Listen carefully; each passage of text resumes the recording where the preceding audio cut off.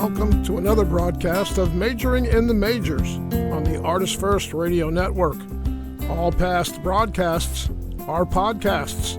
You can find them at artistfirst.com. Your host, Pastor SJ Munson, is the author of two books, The Treasure of Israel and Christ Held Hostage, The Hijacking of Christianity.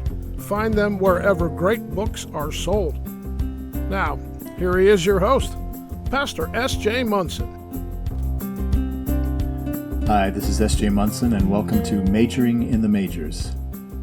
Just under 2 weeks ago, we celebrated Good Friday and then Easter, and I thought to mark that, we, on tonight's broadcast, would read a story that I wrote in honor of Good Friday. It's called Give Us Barabbas. There had been a riot in the city. Yet another uprising. It was not surprising. With the Jewish Passover feast, the city always swelled to 20 times its size. 2 million people now packed into Jerusalem, and every bed, every bunk, and straw mat that could serve as a bed was taken by that flood of Jewish pilgrims that daily poured through the city gates.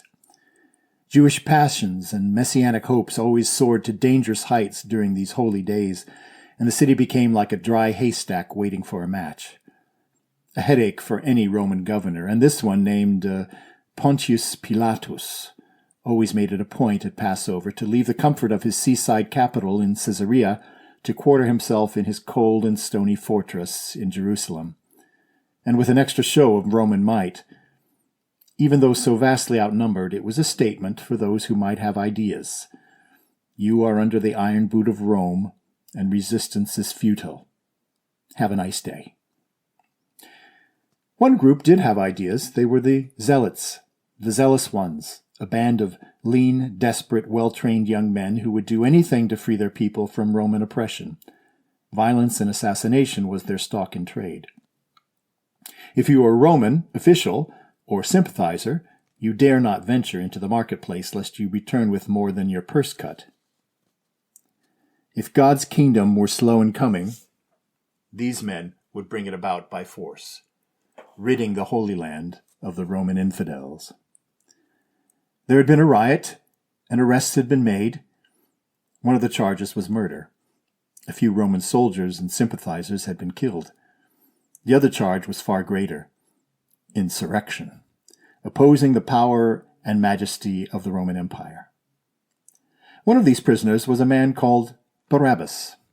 A zealot, he had been thrown into prison with 2 other troublemakers, chained hand and foot and neck with heavy iron chains that cut into their throats and wrists and ankles.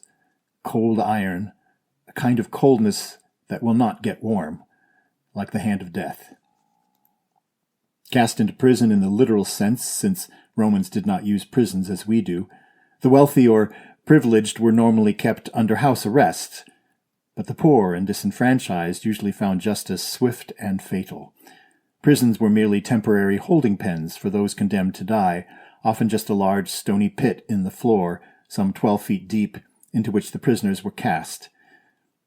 Its appearance usually disgusting and vile by reason of filth, darkness, vermin, and stench of human waste. The only light coming from an iron grating above whenever a soldier passed by with a torch. This was just such a place. Barabbas had been beaten and savagely after his arrest, speedily tried and sentenced. There was really no question of his guilt, after all. He was notorious and had been caught quite literally red-handed. He had no regrets either, except that he had been caught. He had been trained to kill, and he knew his cause was just. As long as he was going to die, he thought, it was a pity he hadn't killed more. Hatred for his oppressors must have seethed within him as he looked at his 2 fellow prisoners. Like him, both condemned men, faces swollen and bruised, sentenced to die that day on the Roman crosses that always dotted a scarred and rocky hillside outside the city walls. The Romans preferred to make well-timed examples of such troublemakers, especially during the Jewish feasts, as a sobering reminder of Roman power. What thoughts are going through his mind as he leans against the slimy wall in the dark the floor was too filthy to lay upon, breathing the heavy stench of his own waste? It is now 7 a.m., but he is unaware, for no daylight pierces that dark hole. There is a trial already going on in the outer courtyard. Could he hear it? No. The stone walls are too thick, and this dungeon lies in the cold belly of the fortress to ensure against escape. His thoughts turn to his impending death, ignorant of the drama of the ages being played out only a few hundred feet away, unaware that he would be a key player, used as a pawn in a game called Roman justice. How strange, so close, and yet he could not hear the crowd, stirred now to a froth by the chief priests chanting his name, "Give us Barabbas! Barabbas! Barabbas!" He only knew how he felt whenever he heard the clank of iron-studded boots and armor along the corridor above. Was he leaving anyone behind? Would anyone mourn for him? Such thoughts were foreign to a hardened man such as himself. Kill or be killed was his motto. He lived by the sword, and by the sword he was prepared to die. Oh, but if only it were the sword. He had seen crucifixions before, and they were indescribable, long, lingering, endless. And then the bodies were left exposed as a warning to all passers-by. The Romans had a new word for it, torture. They called it excruciating. What did they talk about that morning, these three condemned men? What do condemned men talk about? Perhaps nothing. Their thoughts inwardly grasping, their breath taut and shallow, clutching at the departing edges of existence. Perhaps they prayed. No, not he. Not Barabbas. He was a man of action. Prayer was for pious old men and widows and other poor deluded souls who thought that God heard the cries of the downtrodden. Hadn't they realized God had long forgotten them, and it was time to act? Even the man called Jesus, the prophet from Galilee, on whom so many had set their hopes, even he had turned out to be just another empty promise, a teller of stories. Well, at least he, Barabbas, had acted, even though it now cost him his life. Death wasn't so bad. He had seen it so many times, been trained in it.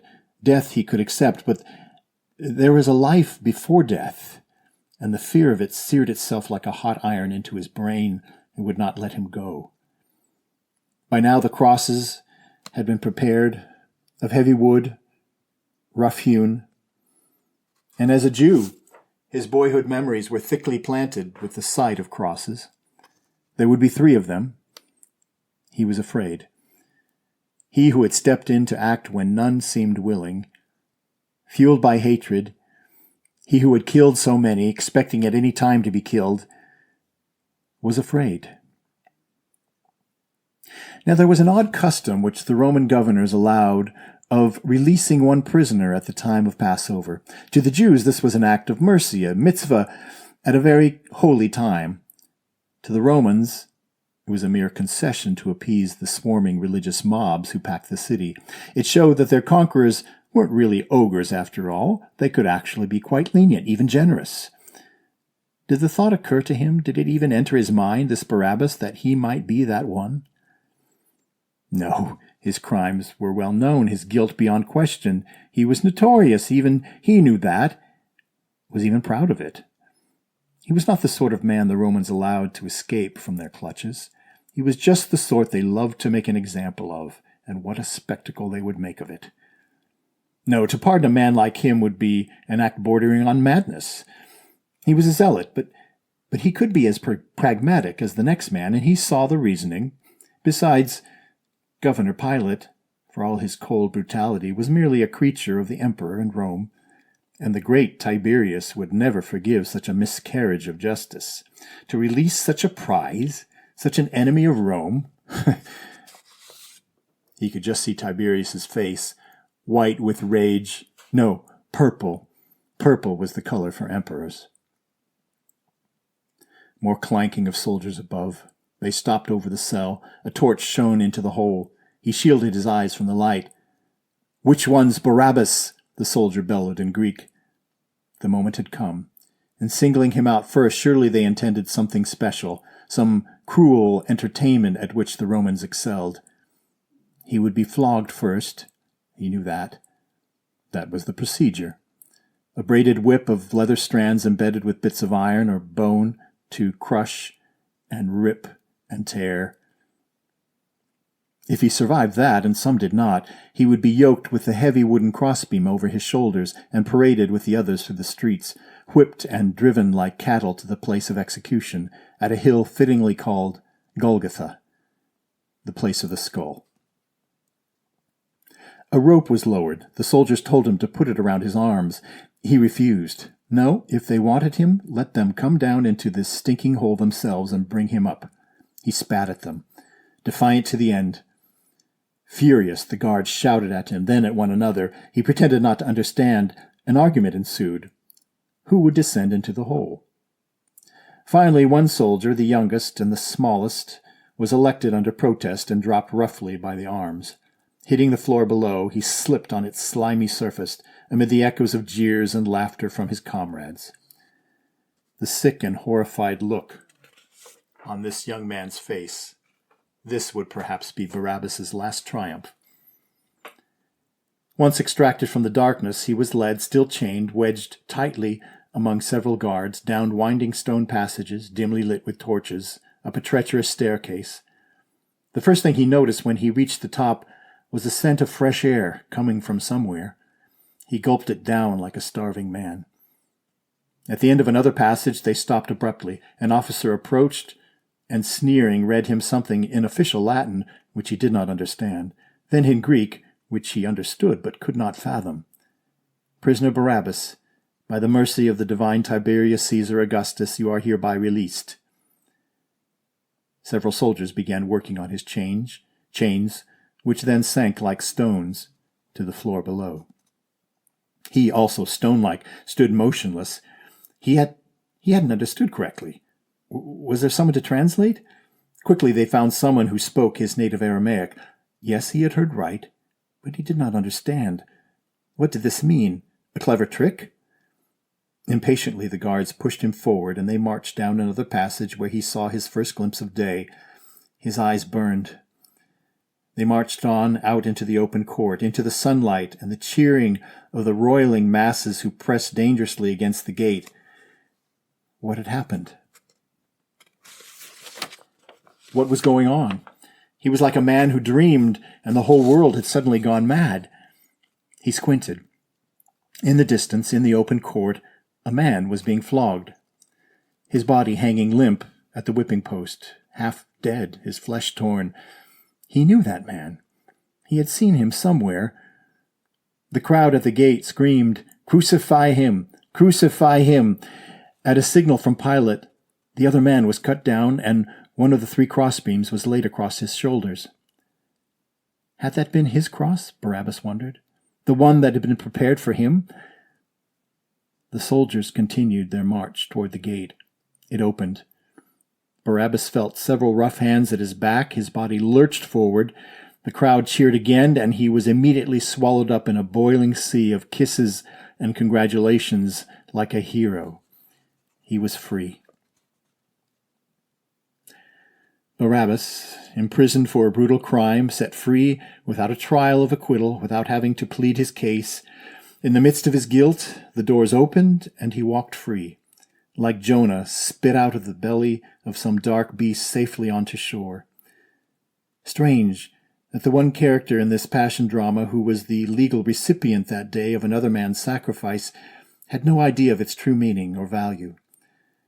Like the recipient of a great and generous gift, who never paused to unwrap and look inside, he could not see that Christ's great failure was really the greatest of triumphs. That God had chosen to usher in his kingdom not with violent shocks and brute power, but in the weakness and suffering of his only Son. Perhaps one day Barabbas would merely look at Jesus' trial as just another example of Roman injustice, or else he may have seen his own release as a glorious vindication of his violent zealot's cause, something he could boast of to his grandson if he lived that long. We know nothing more of Barabbas' later life. Having served his purpose, he disappears from history, like a stage extra, a bit player in the grand epic who walks on and off, then goes to lunch. Exit Barabbas. enter the human race. Tried, found guilty beyond question, imprisoned in a dark and confined place, chained without hope of appeal, awaiting a dreadful end. Then, inexplicably, no, impossibly, into that dark place steps the light of life. Release granted, our crimes not acquitted, sentence not overturned by some higher court. Instead, another takes our place. We gain our freedom, another loses his.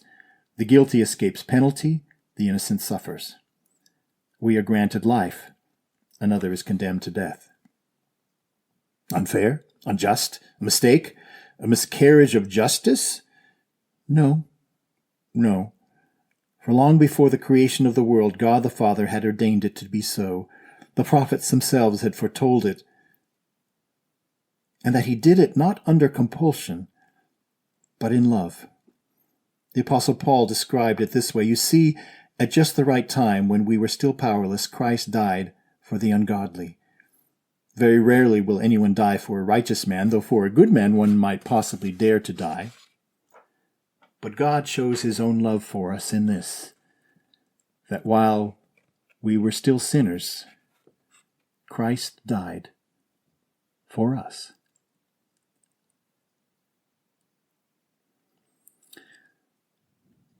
Well, wishing you a blessing on your week. Thank you for tuning in. And this is Pastor SJ Munson signing off.